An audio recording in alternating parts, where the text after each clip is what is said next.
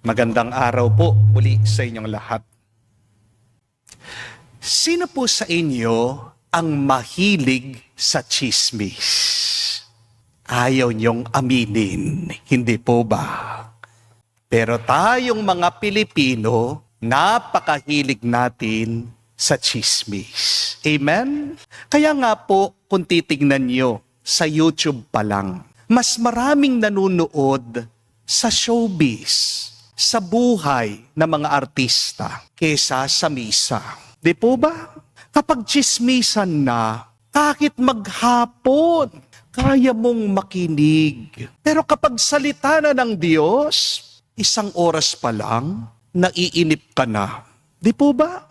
Buti pa sa tsismis, may gana ka. Pero pagdating sa panalangin, sa dasal, tinatamad ka. Di po ba? Pero isang babala po para sa mga tsismoso, tsismosa sa inyo. Ayon po kasi sa pag-aaral, nakakabobo daw po ang pakikipagtsismisan. Sabi po sa cognitive psychology, ang tsismis daw po ay nakakababa ng critical thinking.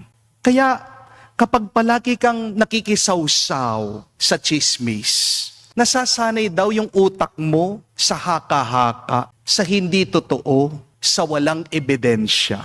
Ang mga tsismosa, emosyon ang pinapairal nila, hindi lohika. At ang mga tsismosa, mabilis humusga. Ibig sabihin, tamad na mag-isip. Amen? Ang resulta, humihina ang critical thinking. Bumababa ang IQ.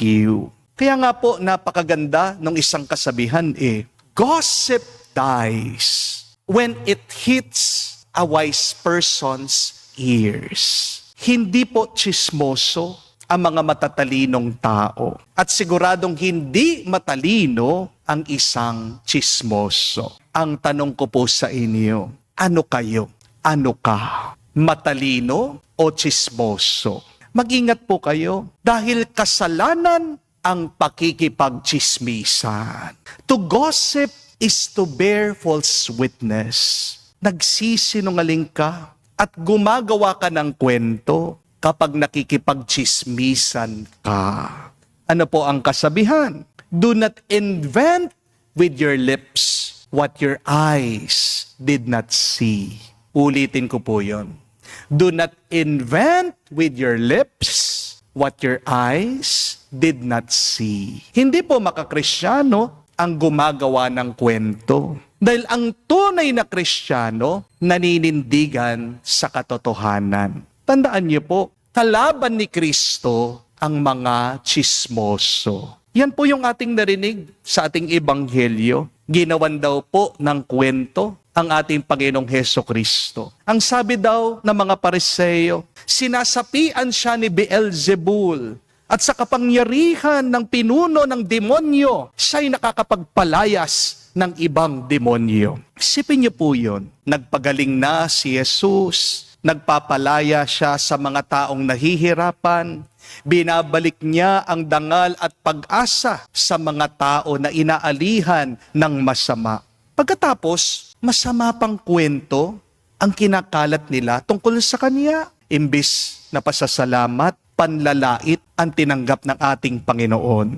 Imbis na papuri, panghuhusga. Imbis na pagkilala, paninira pa. Pero anong mabuting balita? Hindi nagpasira ang Panginoon sa paninira ng iba. Mga kapatid, mag-isip tayo ng mabuti bago tayo makipagtsismisa. Kasi hindi mo lang nasisira ang mabuting pangalan ng iba sa iyong pagtsitsismis.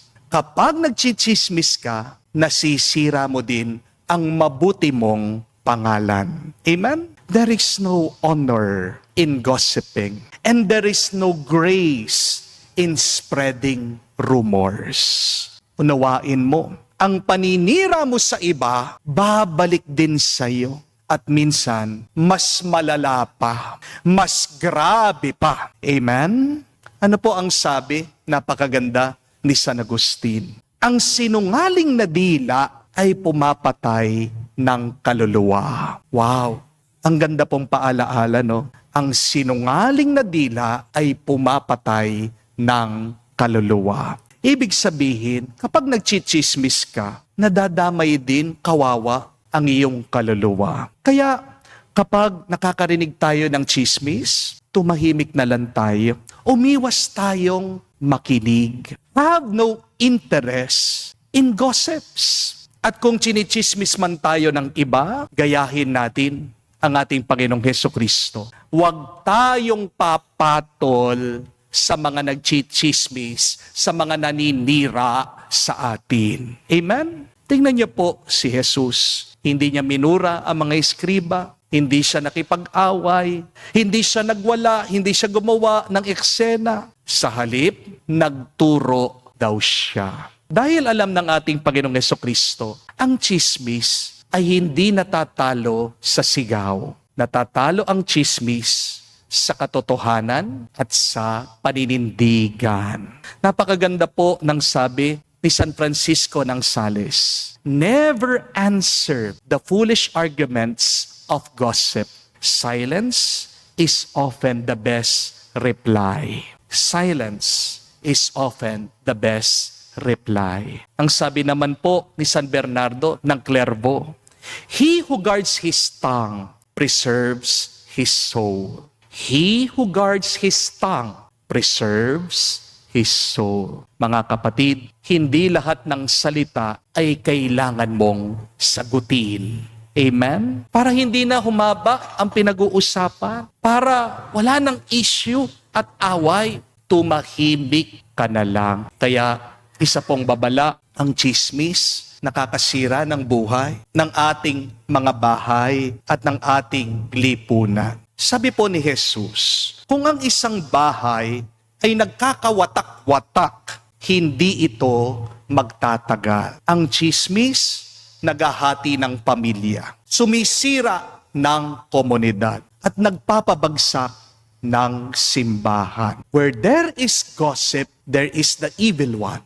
And where there is the evil one, there is division. Ang ganda po ng sabi din ni St. John Chrysostom, that nothing is colder than a Christian who gossips.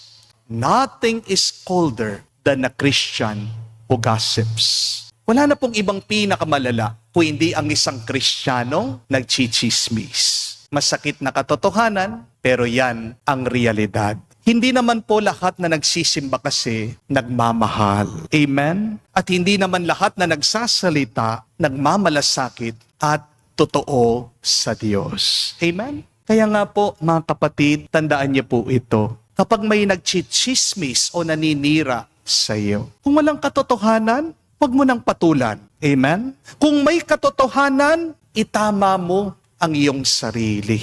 At kung masama man ang kanilang intensyon, tumahimik ka, ipagdasal mo sila, at bahala na ang Diyos sa kanila. Dahil hindi ka pababayaan ng Diyos na masaktan, hindi ka pababayaan ng Diyos na sirain ka ng iba, lalong-lalo na kung malinis ang iyong konsensya. Amen? Sabi po ni Padre Pio, the devil is very happy when he can make people talk instead of praying. Kailan daw masaya ang demonyo? Kapag ang mga tao salita ng salita, dahil ibig sabihin, wala na silang oras para manalangin at magdasal. Kaya tandaan niyo po ito, kapag ang chismis kumakalat, lumalakas, ibig sabihin, nagkukulang na tayo sa pananalangin. But the more that you pray, the less you gossip. And the more that you gossip, the less you pray.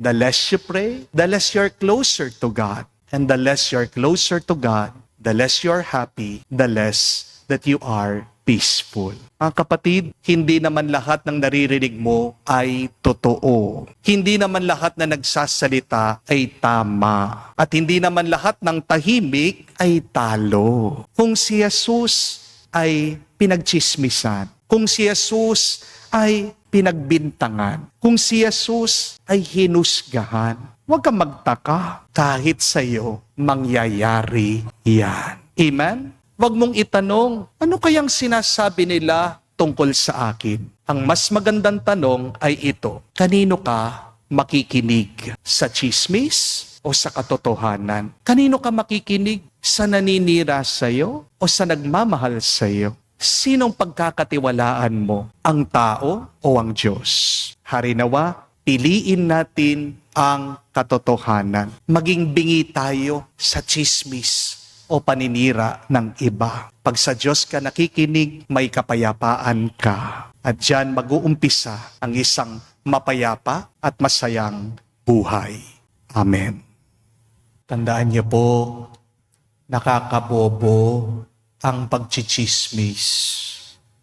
Father, ang sakit naman ng salitang yon, bobo. Kung hindi tayo masasaktan, di tayo magbabago. Di po ba? Wala pong cute sa pagchichismis. Hindi naman maganda amang nagchichismis.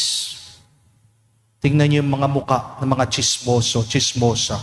Ang haba ng uso. Di po ba? Kung kailangan tayong masaktan para magbago, masaktan ka na sana. Di po ba?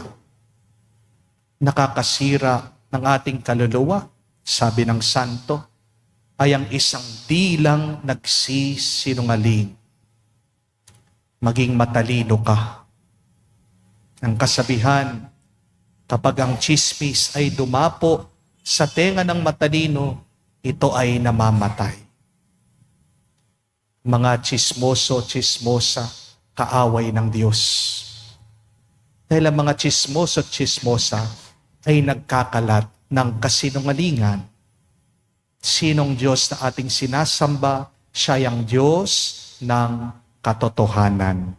Amen? The devil wants us to keep on talking so that we will stop praying. Mga kapatid, kung manchismoso, chismosa ka, humingi ka ng awa, ng tawad sa Diyos. Tigilan mo na. Mas dagdagan mo ang pananalangin at ang pakikinig at pag-unawa sa iba.